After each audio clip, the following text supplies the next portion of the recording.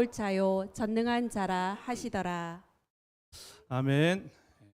과거가 남긴 우울, 미래가 보낸 불안. 과거가 남긴 우울, 미래가 보낸 불안이라는 제목으로 오늘 하나님 말씀 함께 나누도록 하겠습니다. 이 오늘 설교 말씀의 제목은요, 임상심리사 상담하시는 분이시죠, 김아라님께서 쓰신 책의 이름을 빌려서 그대로 제가 제목을 적어봤습니다. 우리 한번 이 책인데요, 과거가 남긴 우울, 미래가 보낸 불안. 오늘 말씀과 너무 잘 어울리는 책 제목으로 그래서 제목을 좀 함께 사용해 보았습니다. 이 책을 펼치면은 첫 페이지에, 이 책의 첫 페이지에 중국 춘추 시대 초나라의 철학자인 노자라는 분이 쓴 글이 실려 있습니다. 노자라는 분이 쓴 글을 같이 한번 읽어볼게요. 시작. 우울하면 과거에 사는 것이고, 불안하면 미래에 사는 것이고, 편안하면 이 순간에 사는 것이다. 여러분 지금 마음 상태가 어떠십니까? 여러분은 과거에 살고 계십니까? 아니면 미래에 살고 계십니까? 아니면 지금 현재 이 순간을 살고 계십니까? 네. 적지 마시고 보시면 됩니다. 적는 건 유튜브로 다시 보시면 됩니다. 네. 작가는요, 자신을 소개하기를, 김아라 작가님께서, 그러니까 책을 쓴 분께서 소개하시기를, 자기는 배가 고프면 예민해지는 사람이라고 소개하고 있어요. 근데 하루는 밤 10시까지 식사도 못 하시고 내내 상담만 했다고 합니다. 얼마나 피곤했겠어요. 식사도 못 하고 내내 10시까지 사람들 이야기를 계속 듣는 게 쉬운 일은 아니잖아요. 그렇죠? 배도 고프고, 그런데 갑자기 좀 서러워지는 마음이 생긴 거예요, 이분이. 그리고 이런 생각이 들었대요.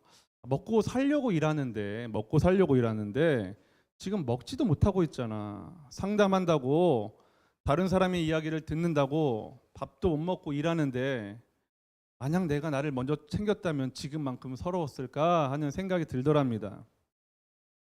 이런 생각이 꼬리를 물다 문득 돌아갈 수 없는 과거의 시선이 머무르게 되니까 우울해졌대요. 상담하시는 분인데. 그런데 또 이 생각이 채 끝나기도 전에 바로 이런 생각이 들더랍니다. 언제까지 이렇게 살아야 하지? 앞으로도 계속 이러면 내 건강에 문제가 생기지 않을까? 누가 자기 건강도 못 챙기면서 다른 사람의 마음 건강을 살필 수 있겠냐고 물어보면 어떡하지? 아까는 돌아갈 수 없는 과거에 머물러서 우울해졌는데 이번에는 아직 오지 않은 미래의 시선이 머무르니까 마음이 불안해진 거예요. 그러다가 자신의 우울하고 불안한 마음을 눈치챘습니다. 그리고 얼른 가까운 햄버거 매장에 가서 햄버거를 사 먹으니까 우울과 불안이 가라앉았다는 거예요. 그리고 다음 스케줄에는 식사 시간을 넉넉하게 좀 잡아가지고 다음에는 이런 일이 생기지 않도록 조정을 했다라고 합니다. 그리고 작가의 결론은 지금의 필요를 채우면 마음이 단순해지는 것을 깨달았다고 합니다. 작가는요, 지금 이 시대를 우울과 불안의 시대라고 정의했습니다. 그러니까 어느 때보다 풍요롭게 우리가 살고 있지만 늘 마음은 공허하다는 거죠. 아무래도 그런 분들을 많이 만나시다 보니까, 상담하시니까 늘 그런 분들을 좀 만나시겠잖아요. 그렇죠? 그러니까 더욱더 그렇게 느껴지셨을 건데요. 이 우울과 불안을 꼭 과거와 현재에 국한해서 이야기할 수 없지만 공통점으로 뽑을 수 있는 것이 있다면은 모두 다 없어지거나 사라지는 것과 관련된 감정이 바로 우울과 불안이라는 거예요. 사람이나 역할, 상태나 신념 등 소중한 무언가를 상실하는 것은 우울이고, 장래에 무언가를 상실할 것으로 기대되는 위험은 불안과 연관이 있다는 거죠. 과거 잃어버렸던 것은 우울이고 미래에 잃어버릴 것은 불안이라는 거예요. 좀 공감이 되십니까? 네. 아멘까지는 안 하셔도 됩니다. 그러면서 이 책의 작가는 후회와 걱정에서 벗어나서 현재 단단히 서기를 권면하는데요. 저는 이 말이 굉장히 좀 동의가 됐습니다.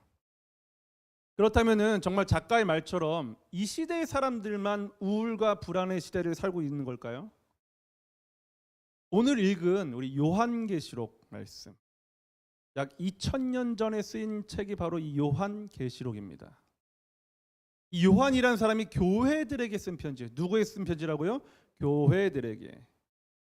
그런데 오늘 편지를 보니까 2000년 전 사람들도요, 돌아갈 수 없는 과거로 인해서 우울해하고 아직 가본 적도 없는 미래로 인해서 불안해했다는 걸 알 수가 있어요.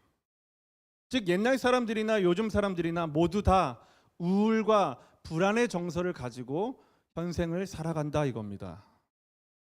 오늘 우리는요, 이 상황을 바탕에 두고 다시 한번 오늘 말씀을 읽어볼 건데요. 요한계시록 1장 8절에서 다시 한번 읽어볼게요. 시작.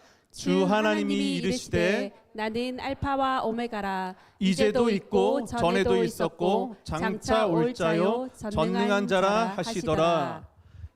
하나님께서 이 요한계시록을 쓴 요한에게 자신을 이렇게 소개했어요. 나는 알파와 오메가다. 전에도 있었고 장차 올 자다. 전능한 자다. 여기서 알파 오메가는요, 당시 신약 성경이 쓰인 헬라어, 그러니까 그리스어 알파벳의 첫 글자와 마지막 글자입니다. 한번 사진을 볼게요. 이 그리스 아시죠? 그리스어, 헬라어 같은 말입니다. 보면 알파, 베타, 감마, 델타 뭐 이렇게 하면서 쫙 갑니다. 첫 글자가 알파고 끝 글자가 오메가예요. 영어로 하면은 A부터 Z까지. 한글로 하면은 기역부터 히읗까지. 라고 이해하시면 되겠어요. 그러니까 나는 알파와 오메가라는 뭐예요? 나는 처음과 나중이다 이런 뜻이에요. 이해가 되시죠? 그러니까 하나님은 자신을 소개할 때 나는 모든 시간의 하나님이다 라고 소개하신 거예요.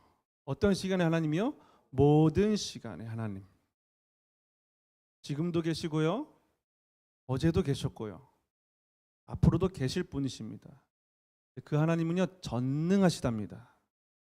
여러분, 이 사실을 믿는 사람이 있고 믿지 못하는 사람이 있어요. 여러분, 전능하신 하나님 믿으시길 바랍니다. 여러분, 이 성경책, 이 요한계시록이 쓰일 때는요, 이스라엘이 로마의 통치를 받는, 우리나라가 일본에게 통치를 받았던 것처럼 로마의 속국이 되어서 살던 때였습니다. 그런데 이 로마 정부는요, 기독교를 무척 싫어했어요.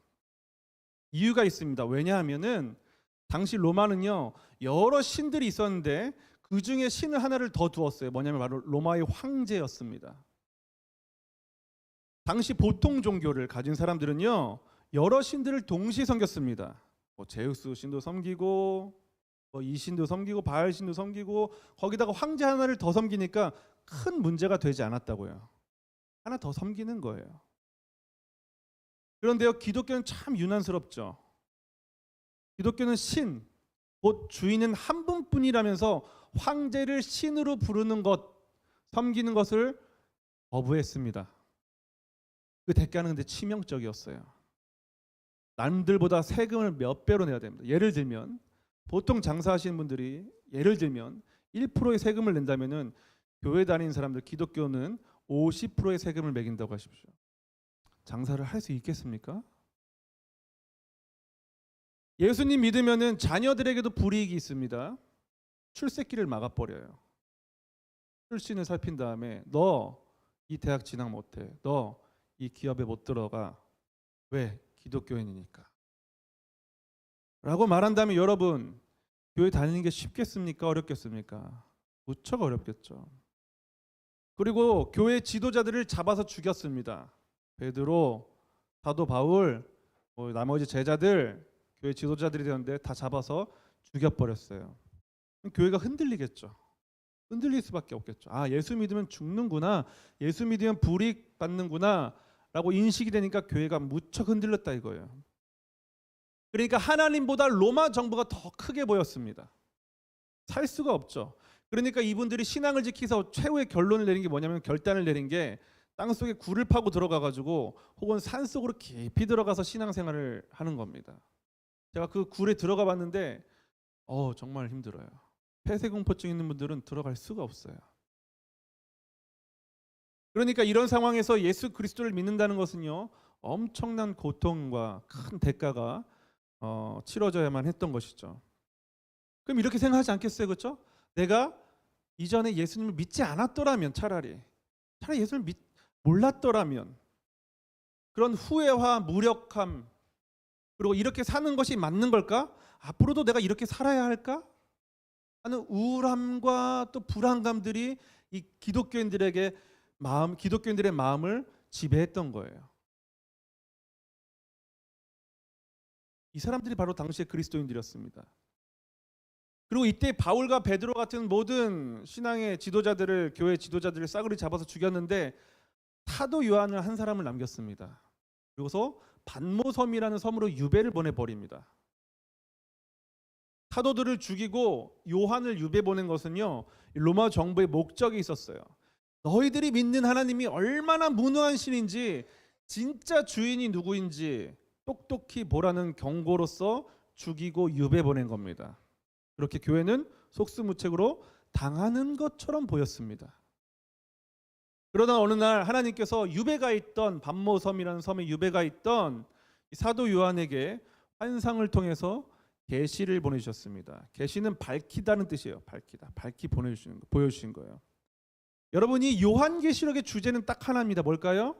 예수님입니다. 뭐라고요? 예수님. 해석이 안 되면 뭘로 해석하면 되는 거예요? 예수님. 오실 예수 그리스도에 대한 이야기가 바로 요한계시록이에요. 마태복음, 마가복음, 누가복음, 요한복음, 이 사복음서라고 하잖아요. 사복음서는요, 오신 예수님을 소개하는 책이고요, 요한계시록은요, 오실 예수님을 소개하는 책입니다. 간단하죠? 네. 그 예수님께서 지금 재림, 곧 다시 오시기 전에 지금 우리가 고통당할 때 하나님의 아들 예수 그리스도는 지금 뭐 하고 계시느냐에 대한 기록된 책이 바로 요한계시록입니다. 그래서 14만 4천 명이 누구이고 6666이 뭐고 바코드가 뭐냐 하는 거 중요한 거 아니에요. 제가 그건 나중에 알려드릴게요. 이 이야기 한번 하면 또 시간이 오래 걸려요. 그렇죠? 2시간 설교하는 것보다 짧게 듣고 하는 게 낫잖아요. 그렇죠? 네. 중요한 것은 예수님께서 전능자로 오셔서 이 세상을 심판하시고 새 하늘 새 땅을 만드신다는 것이 이 요한계시록의 핵심 주제입니다. 그러니까 기독교인들은 지금 이 로마 정부의 핍박으로 인해서 큰 고통 가운데 살아가고 있지만, 그래서 과거에 예수 믿은 것에 대해서 후회할 수도 있고, 그 사실로 인해서 우울한 상황에 놓여 있지만, 그래서 또 앞으로 올 미래가 불안하지만, 언제 끝날지 모르니까 불안하지만, 요한계시록에서 뭐 하라는 거예요? 걱정하지 말라는 거예요. 어제도 계셨고 오늘도 계시고 내일도 계실 전능하신, 그러니까 모든 시간의 주인이신 하나님께서 이 믿음을 가진 사람들을 다 책임지신다는 내용이 담겨져 있습니다. 그러니까 한마디로 지금 상황으로 인해서 어떻게 하자는 거예요? 쫄지 말라는 거예요. 뭐라고요? 쫄지 말라고요. 옆에 계신 분들께 한번 해보세요. 쫄지 마. 쫄지 마세요. 신앙의 핵심은 쫄지 않는 거예요. 믿음이 뭐 별겁니까? 안 쪼는 거지. 그걸 요한에게 환상을 통해서 보여주신 겁니다. 그래서 요한계시록은요, 믿지 않는 자들에게는 두려움의 책이지만요, 믿는 자들에게는 위로의 책입니다. 안 쫄게 되니까요. 사랑하는 성도 여러분, 오늘 우리는 어떻습니까? 김아라 상담사님께서 쓴 책의 제목처럼 과거가 남긴 일로 인해서 우울하고 미래가 보낸 일로 인해서 불안하십니까? 그렇다면 지금 여러분은 오늘 어떤 오늘을 살아가고 계십니까? 이 일에 관련하여서 제가 한 사람을 소개하고 싶어요. 성경의 첫 책 창세기에 등장하는 요셉이라는 사람입니다. 오늘 우리가 본 요한계시록은 성경의 제일 마지막에 있는 책이고, 요셉이 등장할 책은 성경책의 제일 첫 장에 등장하는 창세기에 등장하는 인물이에요. 요셉 하면요, 사람들이 기억하는 것이 이집트의 총리가 된 사람으로 기억하고 있습니다. 그런데 요셉이 총리가 되는 과정이 기가 막힙니다. 요셉이 누구인지 잘 모르는 분들을 위해서 간단하게 소개를 해보도록 할게요. 우리 사진 한번 보여주세요. 네, 이런 건 보통 어린이 자료가 많아가지고, 네. 사진 한 장으로 참 설명이 딱 잘 돼요. 요셉이 야곱의 12아들 중에서 11번째 아들이었습니다. 그런데 아버지에게 유독 많은 사랑을 받았어요. 옷도 혼자 반짝거리는 거 입고 있잖아요. 그렇죠? 네. 그러니까 형제들에게 시기 질투를 받았다고요. 아버지는 편애했고.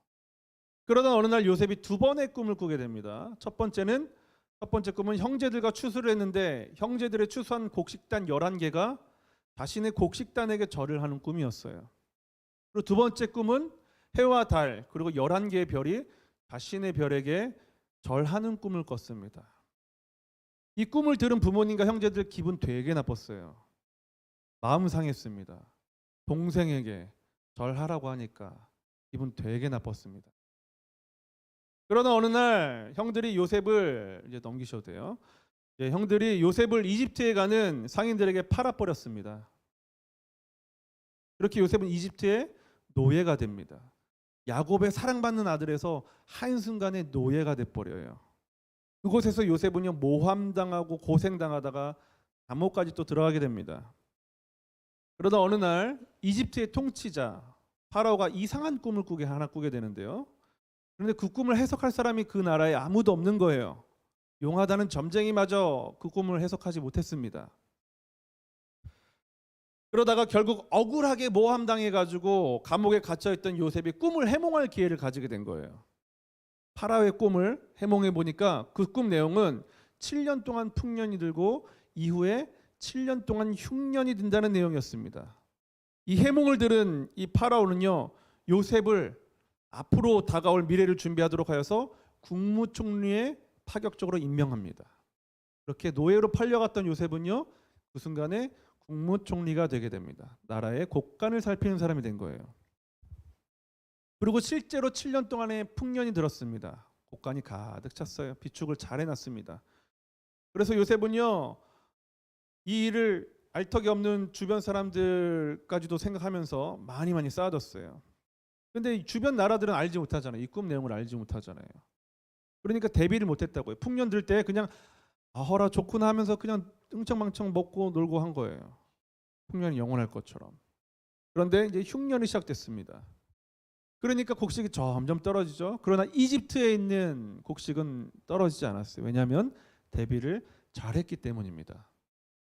그러니까 이제 곡식이 떨어진 나라들이 어떻게 하겠어요? 이집트로 가서 요셉에게 곡식을 팔라고 요청하게 된 지경에 이르게 됩니다. 그 중에 누가 있었냐면은 요셉의 형들이 있었어요. 요셉의 형들이 이집트에 곡식이 많다는 소문을 듣고서 가서 곡식을 사러 가게 됩니다. 요셉과 형들이 만나게 됩니다. 형들은 요셉을 알아차리지 못했어요.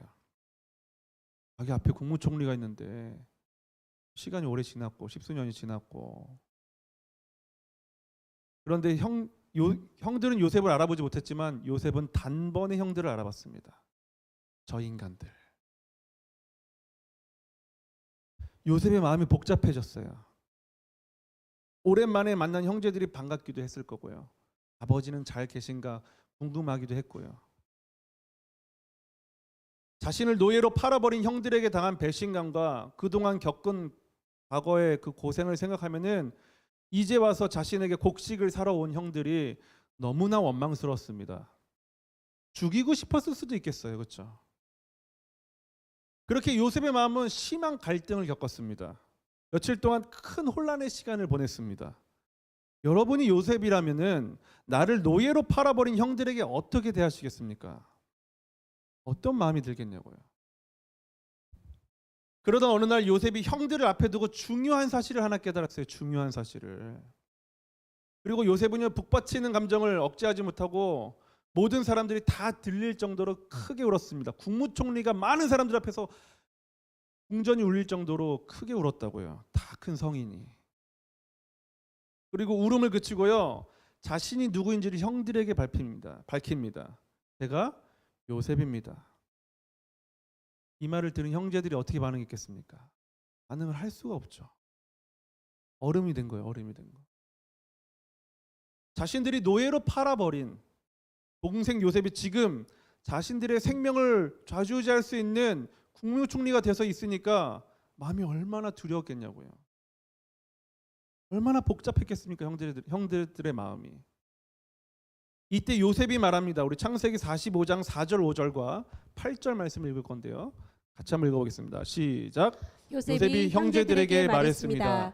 제게 가까이 오십시오. 그들이 가까이 오자 요셉이 형제들에게 말했습니다. 제가 형님들이 이집트에 팔아버린 형님들의 동생 요셉입니다. 형님들에게 뭐라고 소개해요? 제가 형님들이 이집트에 팔아버린 형님들의 동생 요셉입니다. 5절 말씀 읽어볼게요. 시작. 하지만 형님들이 저를 이곳에 팔았다고 해서 근심하거나 자책하지 마십시오. 이는 하나님께서 생명을 구하시려고 저를 형님들보다 먼저 여기로 보내신 것이기 8절요. 때문입니다. 시작. 8절. 그러므로 저를 여기에 보내신 분은 형님들이 아니라 하나님이십니다.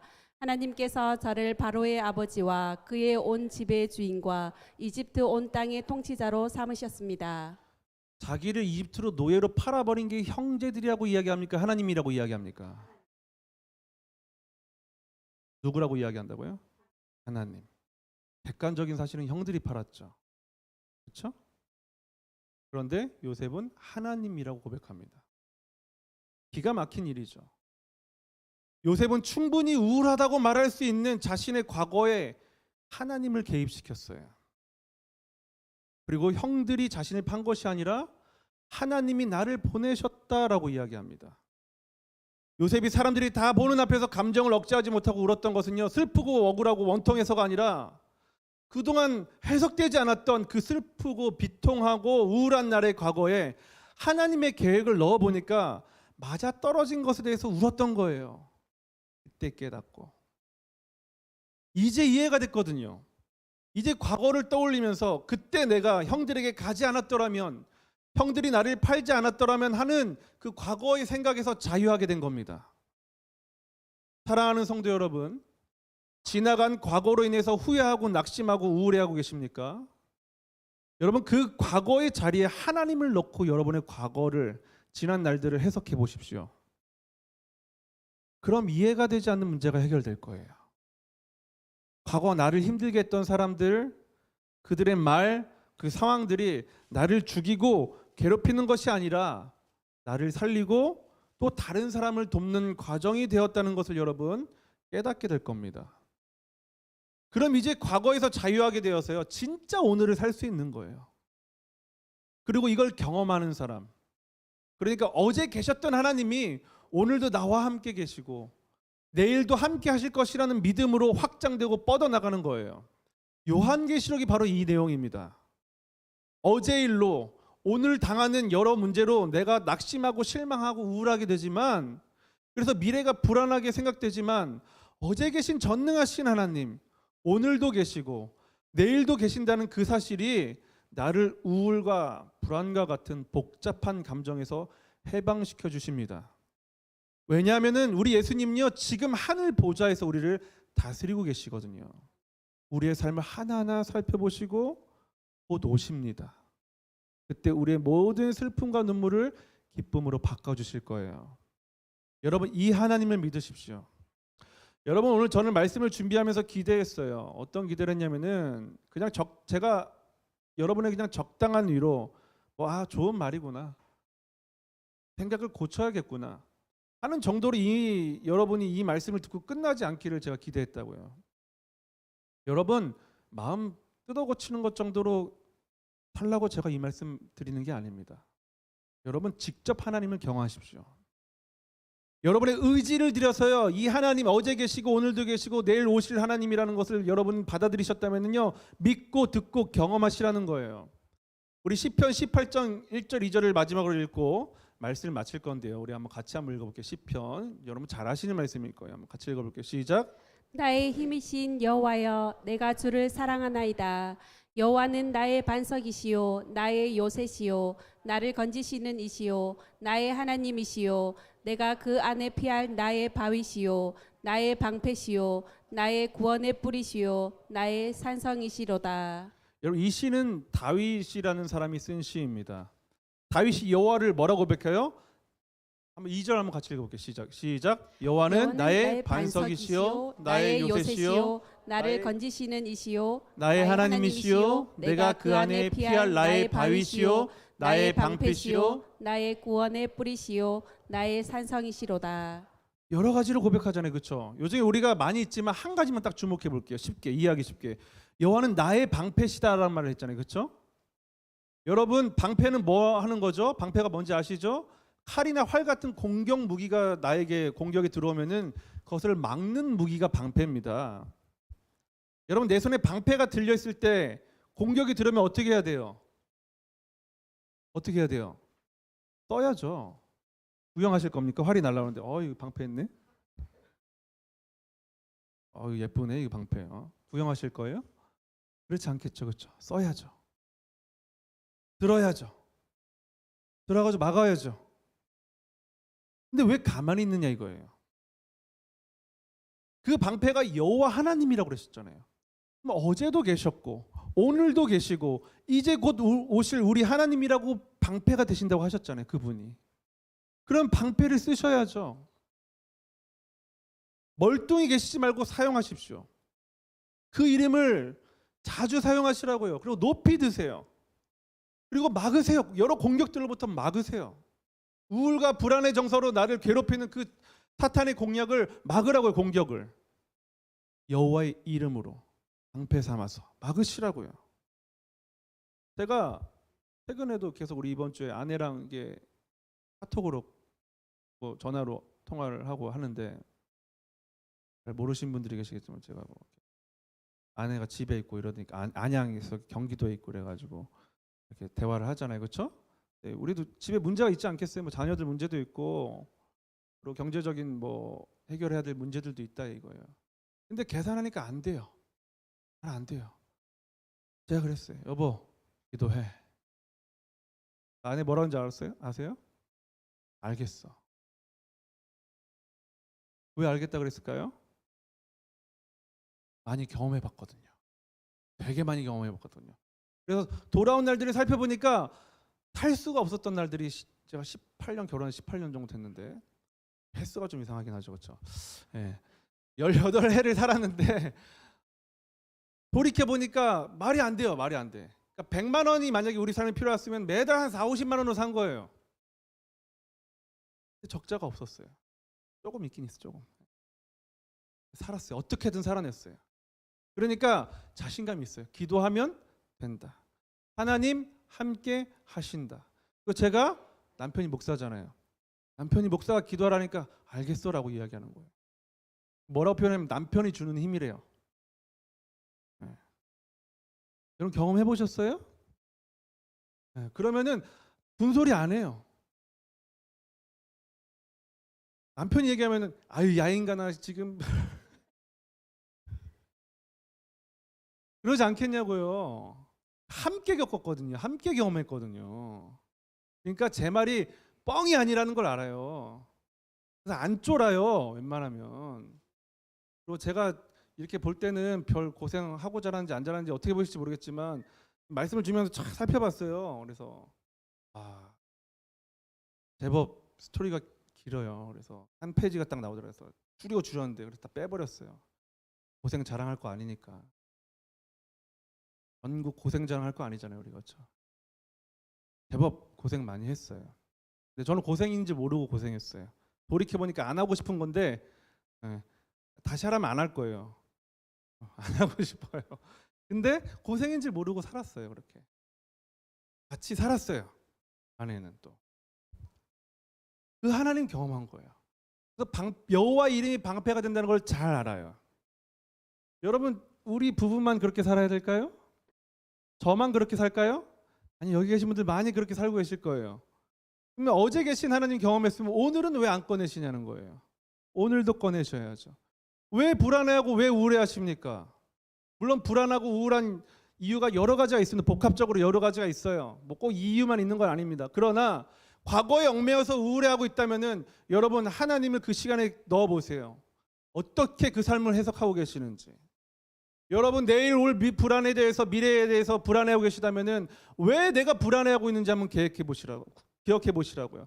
그 불안의 그 시간에 하나님이 계시는지 안 계시는지 한번 살펴보시라고요. 그리고 거기다가 또 넣어 보세요. 하나님의 이름을 방패 삼아 보세요.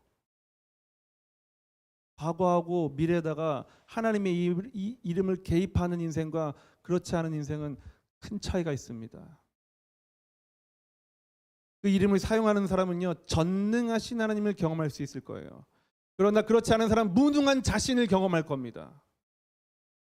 여러분 우리 무능합니다. 철저히 무능하고 무력하고 무기력할 때 우리 하나님 만날 수 있어요. 그러니까 빨리 무능력해지고 빨리 무기력해지세요. 그럼 하나님 많이 만날 수 있어요. 내 자아가 살아가지고 나는 할 수 있어 할 수 있어라고 하는 사람은 절대 하나님 못 만나요. 아니면 부분적으로밖에 못 만납니다. 하나님의 약간의 도움만 받을 수 있어요. 저처럼 완전히 기브업 해버리면은, 완전히 행복하면은 완전한 하나님 만날 수 있어요. 경험해 보세요. 그리고 오늘 결단하고 의지를 드리세요. 오늘 말씀을 기억하시면서 어제도 계셨고 오늘도 계시며 이제 곧 오실 알파와 오메가가 되시는 우리 하나님과 날마다 살아가면서 후회와 우울, 불안과 염려 가운데 참 자유를 누리는 힘있게 살아가는 저와 여러분, 우리 바로 그 교회가 될 수 있기를 예수님 이름으로 축복합니다. 우리 다 같이 자리에 일어나셔서 말씀을 기억하시면서 함께 찬양하겠습니다.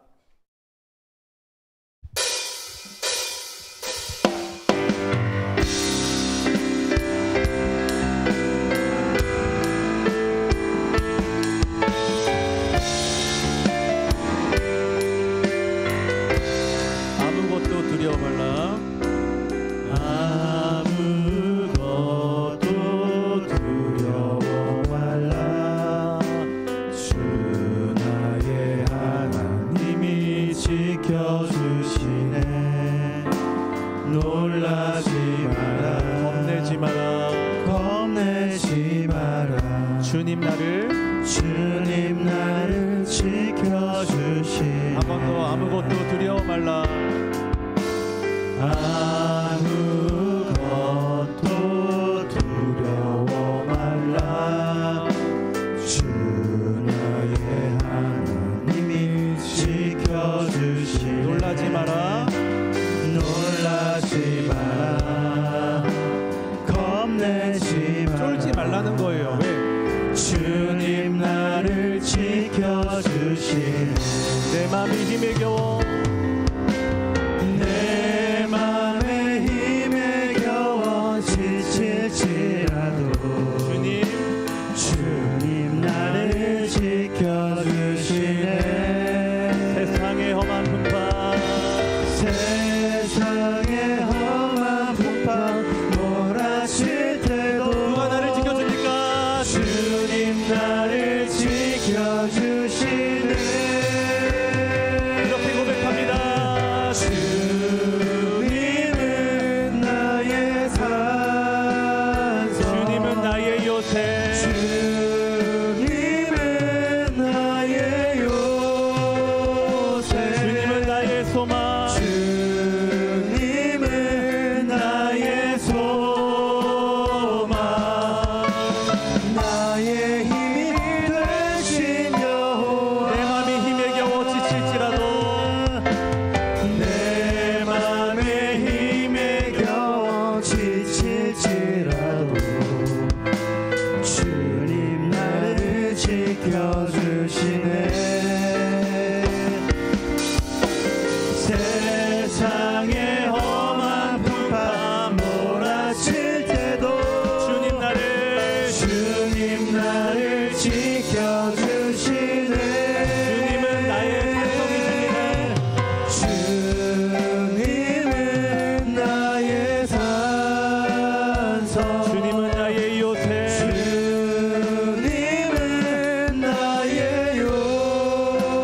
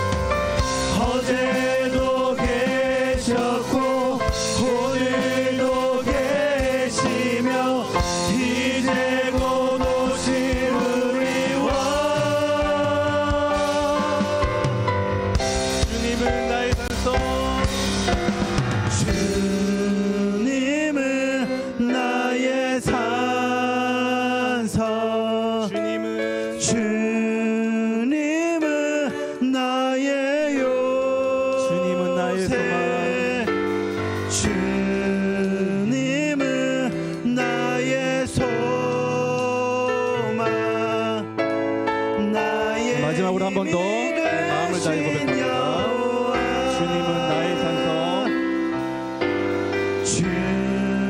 주님은 나의 산성, 주님은 나의 요새, 주님은 나의 소망,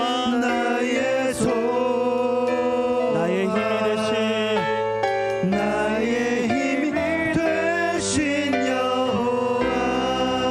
우리 이 시간 다 같이 기도하실 때요, 하나님, 내가 정말로 어제도 계셨고 오늘도 계시고 내일도 함께 하실 하나님과 함께하는 믿음을 가졌는지 돌아보게 하여 주시옵소서. 혹시 내가 이 믿음이 없다면은 오늘 이 시간 내가 결단하여서 하나님의 그 놀라우시고 전능하신 하나님 앞에 어제 오늘 내일도 계시는 우리 하나님 앞에 믿음으로 나아갈 수 있게 해달라고, 이 시간 하나님 앞에 두려움 없이 나아갈 수 있게 해달라고 주여 한번 해주시기도 합니다.